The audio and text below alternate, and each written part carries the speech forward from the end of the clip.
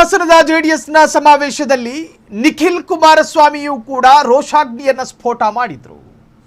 ತಾತನ ಭಾಷಣ ಕೇಳಿ ಮೈ ಕೊಡವಿ ಎದ್ದು ನಿಂತವರು ಮೊಮ್ಮಗನ ಭಾಷಣ ಕೇಳೋದಕ್ಕೆ ಕಿವಿಗಳನ್ನು ತೋರಿಸುತ್ತಾ ನಿಂತರು. ಉಂಡ ಮನೆಗೆ ದ್ರೋಹ ಬಗೆದವರನ್ನ ಕ್ಷಮಿಸಲ್ಲ ಅಂದ್ರು ನಿಖಿಲ್ ಕುಮಾರಸ್ವಾಮಿ. ಉಂಡ ಮನೆಗೆ ದ್ರೋಹ ಬಗೆದವರನ್ನ ಕ್ಷಮಿಸುವುದಿಲ್ಲ. ಯಾರು ಹೇಳಿದ್ದನ್ನ? ನಿಖಿಲ್ ಕುಮಾರಸ್ವಾಮಿ. ನಮ್ಮಲ್ಲೇ ತಿಂದು, ನಮ್ಮಲ್ಲೇ ಉಂಡ್ಕೊಂಡು, ನಮ್ಮಲ್ಲೇ ಕೈ ತೊಳೆದು ಮುಖ ಒರೆಸ್ಕೊಂಡು ಹೋದವರೆಲ್ಲ ಪಕ್ಕದ ಮನೆಯಲ್ಲಿ ನಿಂತ್ಕೊಂಡು ಶಾಸಕರು ಮಿನಿಸ್ಟರ್ಗಳಾಗಿದ್ದಾರೆ. ಮುಂದೊಮ್ಮೆ ಅಧಿಕಾರ ಸಿಕ್ಕರೆ ಎಲ್ಲದಕ್ಕೂ ಉತ್ತರವನ್ನು ಕೊಡಲಿದ್ದೇವೆ ಅಂತ ಹೇಳಿದ್ರು ನಿಖಿಲ್ ಕುಮಾರಸ್ವಾಮಿ. ಜೆಡಿಎಸ್ ಸಮಾವೇಶದಲ್ಲಿ ಕೇವಲ ಮಾಜಿ ಪ್ರಧಾನಿ, ಮಾಜಿ ಮುಖ್ಯಮಂತ್ರಿ ಮಾತ್ರ ಮಾತನಾಡಿದ್ದಲ್ಲ, ಸೂರಜ್ ರೇವಣ್ಣರು ಕೂಡ ಅಲ್ಲಿ ಮಾತನಾಡ್ತಾರೆ. ಅದೇ ಸಂದರ್ಭದಲ್ಲಿ ನಿಖಿಲ್ ಕುಮಾರಸ್ವಾಮಿಯು ಕೂಡ ಭಾಷಣಕ್ಕಂತ ಹೇಳಿ ಕೋಡಿಯಮಿಗೂ ಬಂದರು.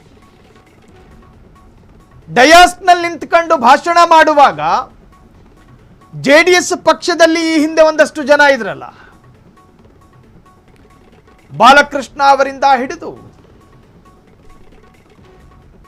ಅರಸೀಕೆರೆ ಶಾಸಕರಿಂದ ಹಿಡಿದು ಇನ್ನೊಂದಷ್ಟು ಜನ ಅವರನ್ನುದ್ದೇಶಿಸಿಯೂ ಕೂಡ ಮಾತನಾಡಿದ್ರು. ನಮ್ಮ ಪಕ್ಷದಲ್ಲೇ ಇದ್ದವರು, ನಮ್ಮ ಪಕ್ಷದಲ್ಲೇ MLA ಆದವರು ಕೆಲವರು ಆ ಭಾಷಣದಲ್ಲಿ ಸ್ವಲ್ಪ GT ದೇವೇಗೌಡರು ಕೂಡ ಟಾಂಟ್ ಕೊಟ್ಟಿದ್ದಿದೆ.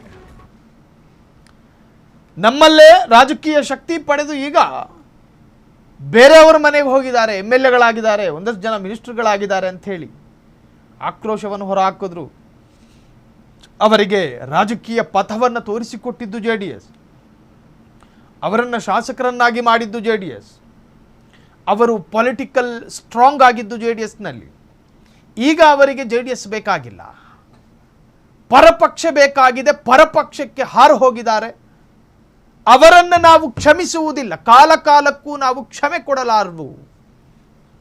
ನಿಖಿಲ್ ಕುಮಾರಸ್ವಾಮಿ ವೀರಾವೇಶದ ಭಾಷಣ ಅದು.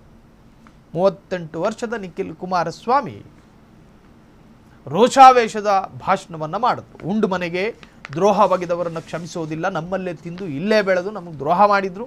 ಕಾಂಗ್ರೆಸ್ ಸೇರಿರುವ ಅನೇಕರಿಗೆ ಪರೋಕ್ಷ ಟಾಂಗ್ ಕೊಟ್ಟ ನಿಖಿಲ್ ಕುಮಾರಸ್ವಾಮಿ ಮುಂದೊಮ್ಮೆ ಅಧಿಕಾರ ಸಿಕ್ಕರೆ ಎಲ್ಲದಕ್ಕೂ ಉತ್ತರ ಕೊಡಲಿದ್ದೇವೆ. ಜೆಡಿಎಸ್ ಸಮಾವೇಶದಲ್ಲಿ ರೋಷಾವೇಶದ ಭಾಷಣ ಮಾಡಿದ್ರು ನಿಖಿಲ್ ಕುಮಾರಸ್ವಾಮಿ.